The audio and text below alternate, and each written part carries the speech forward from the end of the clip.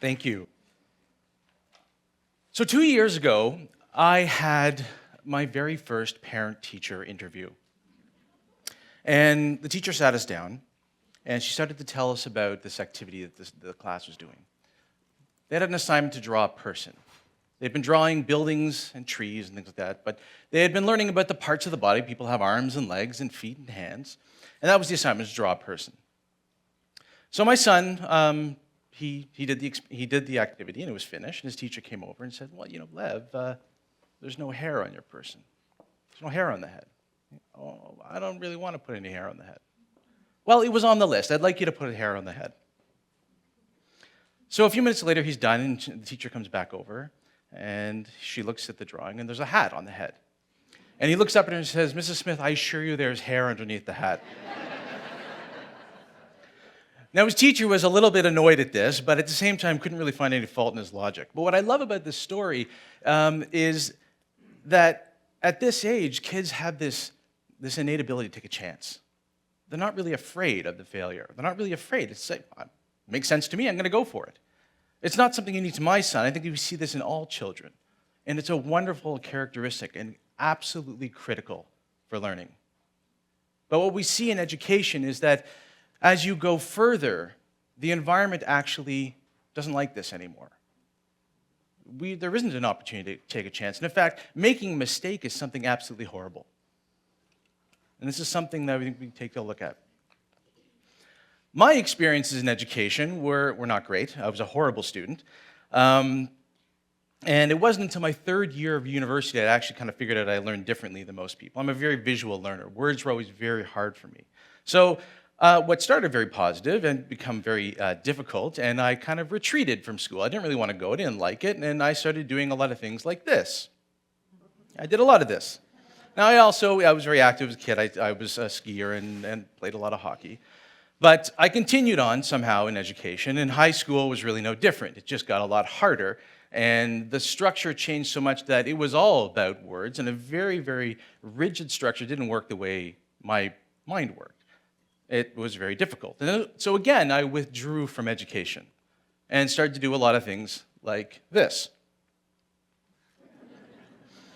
So that is Smooch. And this is moments after we won our high school's Battle of the Bands in, I think, 1990. Yes, I'm in that picture somewhere. I'm not going to point it out. But I somehow managed to continue on. I did actually go to university and went to graduate school and so on and so forth. And I think the most profound thing that ever happened to me was to become a parent. And now I have the responsibility to take these two children through life, and education doesn't stop at school. I'm a teacher in many respects all the time.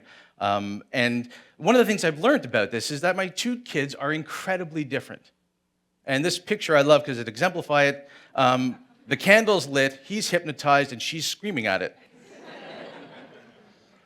But as they've gone into school, I see the same thing. They learn completely differently. My son learns by doing things and building things. My daughter, she is perfectly designed for the education system, model student. They're very different. And it really got me thinking about some very fundamental questions, some very big questions that I think we often get so muddled up with all the technology, all the stuff that we're trying to do, that we're not really asking the questions of what are we doing? Like, what is the purpose of going to school? It's kind of a really odd question. Like, we don't really think of it. Of course you have to go to school. If I asked my parents as a kid, I don't want to go to school. You have to go to school. Why? Well, because you do. But it's a really important question. I think if we discuss it, we'll get a whole lot of different answers. And this is what Spongelab has really been focusing on, is what is the answer to this question? We're focused on outcomes. What is it that you're trying to achieve? As a learning technology company, we do a lot of different things, and we've been known for our educational games and our gamified learning experiences. But on a day-to-day practice, what that means is we actually build content, and we actually build sort of vast platform infrastructures just to make the content work in this behemoth of an infrastructure we call education. But asking this question of what is it that we're trying to do is a really hard thing to do. And whether we're working with education or whether we're working with professional training or healthcare communication, it's the same question, and everyone seems to struggle with it. What is it that we're trying to do? And I think this is where we focus a lot of our work. We build, in a lot of our approaches, we do use games. And I'm going to talk a little bit about that. But often when I speak, and I speak in many different countries about game-based learning, I'm often asked that, no, please don't use a game. Don't use the word game. We don't like that. All right, fine. What we do is we build interactive simulations with objectives and challenges. That's a game. It's hard because the word game is really difficult to explain. It means so many different things to different people, and it's hard to sort of have a discussion around it. Some people think of this with a game. Chess. We've been playing this game for over 5,000 years. Other people will immediately think of things like this, professional sports. These are games. In my world, I often think about things like this. This is a screenshot from Flight Simulator. This is an educational game used to train pilots. This is nothing new. We've been doing this forever. Play, the idea of sports is from the dawn of humanity. I mean, chess is 5,000 years old, and even Flight Simulator, in the early 1900s, these were the first flight simulators that were used. There's something about this that is very important because it works. The common link between these three examples is that the outcomes that you're trying to get are very important and they work. In chess, there is very valuable learning. Some people think of it as just a game. You may not like chess, but it deals with strategy. It deals with perseverance. It deals with logic. These are all very important skills. Soccer, teamwork, mastery, understanding how your body works, exercise. This is all part of learning. And in the case of Flight Simulator, they use this because those whose job it is to ensure that pilots are good at flying airplanes and not crashing airplanes, they're worried about some of the most important characteristics: critical thinking, the application of creativity, and being able to do those things under stress. They use this, and it's very expensive to do it because it works. And what happens in these environments is directly related to how those minds function in the real world. There's something really profound. And it doesn't stop with this. We're using this type of approach in health, in teaching doctors and surgeons, in oil rig workers, even bank tellers. There are things that you can't do in any other way in our typical classroom situations. So when we look at games, when we actually sit down to build them, we have a process that we go through. There's two fundamental components to a game. The first is what we call the simulation. I just want to put this out there so everyone knows where we're all talking about the same thing. And here's the example. The simulation here is the part of the game where the communication happens. This is where the learning happens. This is what the doing is going on. In this case, it's the board, it's the pieces, the players, the rules, move the pieces around the board, take the opponent's king. The hard part, and the second part, and this is much, much more difficult, is what we refer to as the gamification of the simulation. Again, a horribly misused and poorly understood term. This is not about points and about badges. This is about a deep exercise in understanding human psychology. It's asking the question of, why are these two adversaries sitting down to have a game of chess with each other? If we look at the example of soccer, the simulation is the pitch. The players, the balls work together, put the ball in the net. The gamification of it is, why do they care? Soccer is the most played game on the planet. Why do people care? And the answers to this question are often a little unnerving at some points, but they're complicated. Camaraderie, mastery, I can really bend that ball. Money, I get paid to do this. This is about motivation and reward, and it's an important component to the design, because without it, the simulation doesn't work. In the case of Flight Simulator, there are some really interesting motivations that are built into that. The experience is so real that trainees come out of that simulator like, that was incredible. I actually survived that situation. That means something to me. It feels really good. But there's also a motivator. Well, if you'd like your license, you're going to be doing this. You don't have a choice. And these are all devices and drivers that have to be there in effective design. So I'm going to give you an example of a game that we built, and this is a one for high school students. It's called The History of Biology. Horribly named because it's pretty much a marketing team of myself. And the history of biology is a game that we built to deal with, can we teach some pretty complex things like critical thinking and problem solving? And can we use the data that comes out of the game to understand and follow whether this process is happening? It's not about the point moments, it's about the journey. And what does that journey look like? You go from A to B and everyone takes a different path. This is an interesting experiment.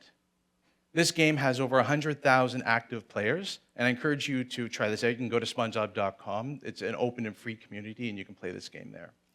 But history of biology as a game was really there to strip down some difficulties that I find in education. One is the nature of science. We often think of science as a subject. There it is, we have science over here. I'm a scientist, it kind of bugs me. Science is not a subject, it's a way of thinking. This is what critical thinking is. Can I assemble information? Can I break it down to its elements and be unbiased about what I'm looking at and make a conclusion? This game tells a very rich story about discoveries, about people, and it tells it in a way that breaks down the barriers of subjects. Everything is in here, from math, biology, history, chemistry, politics. We wove it all into the framework. When users play this, it's kind of like a web scavenger hunt. They have to engage with the game, they have to go out online, they have to do their own research, and they have to solve problems. It's an interesting game. It also brings in the muddiness of critical thinking and science. Science is not black and white, as is often seen in the media. It is a spectrum of grays. So I'll give you a sense of the user interface here. This is, and I apologize, I'm spoiling the first mission for you. So in this particular mission, you have this antique dissecting scope that you find. You find this gold coin, there's information on it, and you actually go out and you have to do your own research online. What you encounter are both real websites, like museum and government sites, fake websites that we planted, like auction houses and art galleries, and real websites that are actually hosting fake content for this game. So in this particular mission, I'll speed up the experience here, but you end up going for information on a guy named Zacharias Janssen. Anyone know who Janssen was? Of course not. All right. I'm doing a terrible job. So Zacharias Janssen, if you open up any chemistry or biology or physics textbook, it will probably have a paragraph in the beginning saying Zacharias Janssen developed one of the first microscopes in 1616. And that's where it ends. But in students' journeys in discovering and finding out about Janssen, they discover that he was originally an eyeglass maker, and he was a rare coin collector. He also used to like to make coins. He just made a hell of a lot of coins that look like regular coins, and landed himself on trial for counterfeiting. He was on trial for 7 years, eventually convicted of counterfeiting, and was given the death sentence. However, it's okay, it's all right. He was able to skirt the gallows because everyone in the courtroom was on his payroll. I love this story for a couple of reasons. One is it brings it down to a level that these are not these monoliths of science that we often sort of put them on these pedestals. They're regular, flawed human beings like the rest of us. Not that I'm condoning counterfeiting, but I like it because of who he is, and it opens up the idea that students can ask a question of, well, why was he counterfeiting? Well, maybe the microscope business wasn't very good in 1616. Being the first to market with something is not always easy. But the game framework allows for the exploration of problem solving and the exploration of critical thinking. And the game parallels history, it parallels things that are actively going on in the world today, real events, and into the near future. And at the end of the game, students have choices. There is no right or wrong ending to the game. There are ethical choices. When we get to the mission about DNA, we don't skirt away from the idea that Watson and Crick never did any laboratory research. That most of the research was done by Rosalind Franklin, who didn't get the credit for it until after she was dead, simply because she was a woman in the 50s. And this is how we treated women in the 50s in science. This is not something to shy away from. It's important and it's part of the context of the learning. So where's the value? This is an interesting question. And we can have a whole other discussion on how to determine what the value is and what these things we should be looking for. But let's just go after what our government tells us. There, we can start there. And one of the things I hear all the time is this word of innovation. It's one of these vacuous words that really, what does it mean? I'm not really sure. But if we break it down, I would say innovation kind of looks like this. Innovation can take the form of technology. It could be dance and art. It doesn't really matter. It's about doing something new with some benefits to it. But in order to do this, you must be able to think critically. You have to master this skill. It's not a course. You can't do it in an afternoon online. It's something that takes years, and this is the structure that needs to be in our learning systems. You need to be able to think critically about the information you've gathered, made conclusions on, and you have to be free to take a chance. We have to create that environment that allows for mistakes to happen. Absolutely critical for innovation. This is the benefit of what game-based learning has to do, or has to offer. It's part of a larger framework that goes after some really important ideas.